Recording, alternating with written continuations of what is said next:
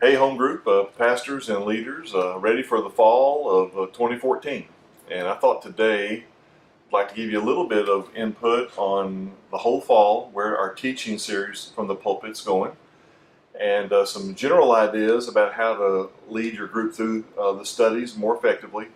And then take about the last half and talk specifically about Lesson 1, which covers the first two sermons in Deuteronomy.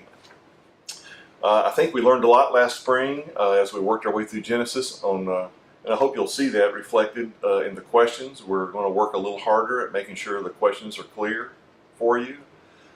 You gave us a lot of input on what was helpful and what wasn't, and so I hope that we're going to learn from that. But you keep talking to us, because the whole point of this is not to give you something else to do, to watch these, but to try to equip you and get you ready to lead your group really effectively.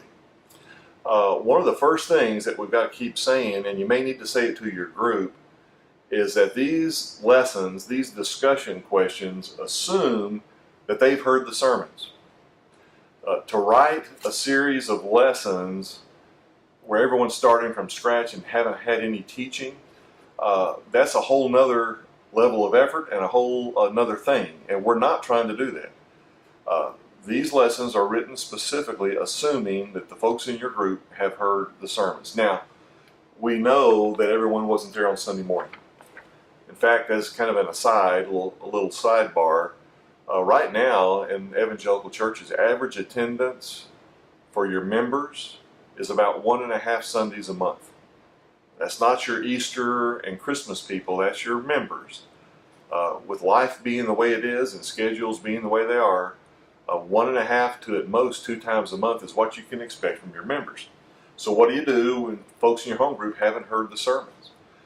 You're going to really have to encourage them. I know you can't make them, but you really need to encourage them to listen to the sermons online sometime during the week. Think of it as a half an hour of preparation for your home group.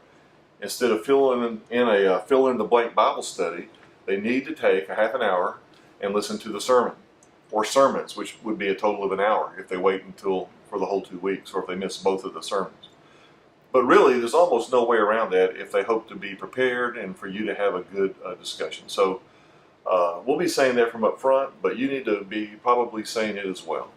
These questions are written assuming you've heard the sermons, and I think we're going to stick with that for the time being. The other thing I'd be encouraging my group to do if I was leading a home group is be reading Deuteronomy on their own, in their own discipline of quiet time or Bible study, whatever they do personally. Encourage them to read ahead. It's not an awful long book. It's not the easiest book in the Bible to read, but it's not the hardest either. Just encourage them to be reading ahead of the sermons, and that'll give them some context as they hear the sermons, and then as they enter into your home group discussions. So there's a couple of big ideas in terms of preparation. No blanks to fill in, not a lot of typical Bible study, but they need to hear the sermons, and it'd be great if they were reading ahead in Deuteronomy. Now, just a big idea about the whole series. We're going to be in Deuteronomy for some time like we were in Genesis. We'll be in Deuteronomy now, late August, through Christmas. We'll finish up right before Christmas time. Really, there's a big idea that we're trying to address, because this big idea is at the center of the Christian faith. It's at the center of the rest of the Bible. It's at the center of Jesus' ministry. Remember, we're trying to learn about Jesus and his message, and particularly what he called the gospel of the kingdom. And by doing that, we're hoping to grow as his followers, as his disciples. It will continue to learn how to live and serve like Jesus, which is our mission as a church. This message is pretty simple, but it's pretty profound. And the message is in 3 words. It's Jesus is Lord. What we mean by that is he's Lord. He's King.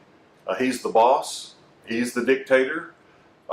He's in charge. He's the CEO. Whatever metaphor or word you want to use, it means that the basic commitment of our faith is that Jesus is now in charge of me and in charge of all of my life. Now here's what we're trying to overcome.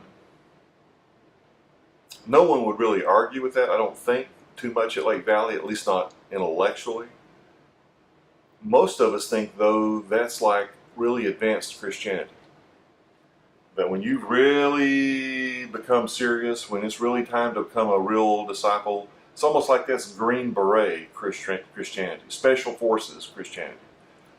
Here's what we're trying to get across to Lake Valley and to each one of us. It's actually the opposite. This is actually basic Christianity. This is Jesus 101.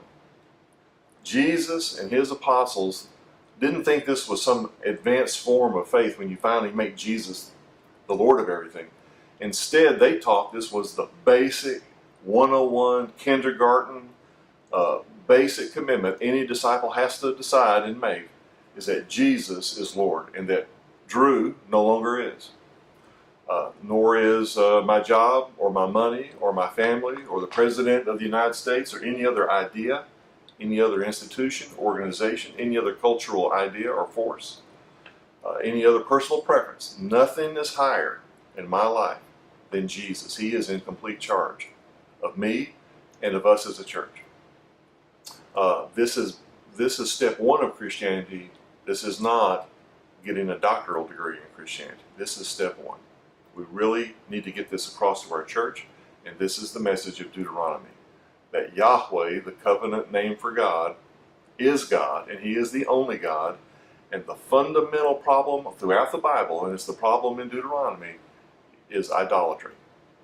Worshiping false gods. Putting some other preference, some other person, some other idea, some other feeling above Jesus in my life.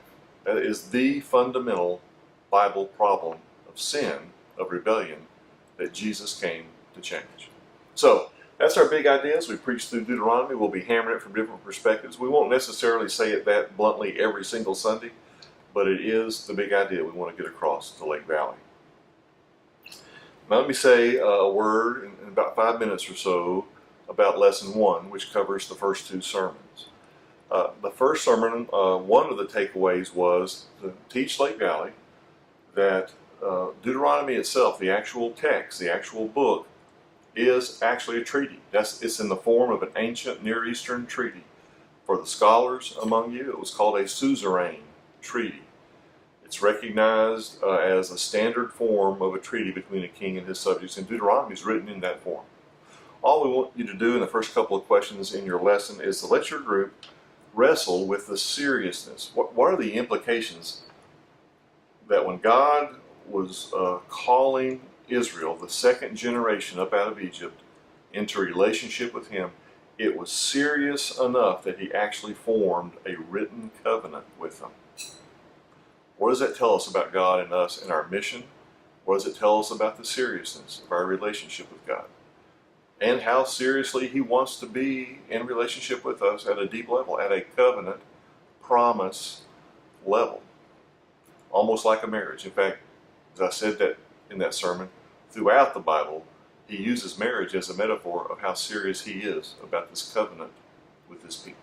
What does your group think about that, and what are the implications for each one of them personally and for us as a church? That would probably be my big push on the first sermon part of the lesson. On the second sermon part of the lesson, a couple of things. I would be prepared, if I was leading, to help your group reconstruct the story from Abraham up to where we are now. It's simple. I wouldn't take an hour on this, but I'd take a few minutes, see if as a group, and you should be prepared to guide them and help them if they get stuck, can they reproduce the story we've been studying this year? From Abraham through the book of Exodus, Leviticus, Numbers, to now the first chapters of Deuteronomy. See if you can help them reconstruct that just as the framework of what we're doing. And then a couple of heads up. One of the questions that we gave you is about the land. And as I said in one of the sermons, the land is both their salvation and it's their mission. All we really want to do right now is to get them thinking about the land. And let me just say, that question is on purpose, open-ended. It's hard. It's a hard issue to get our heads around. They probably won't answer it great. You probably can't answer it great yet, and that's okay right now. We're going to talk about it as we go through Deuteronomy. So it's okay if that question is a little hard and we don't quite get satisfied with their answer. I think the very next question is about the commandments or the law.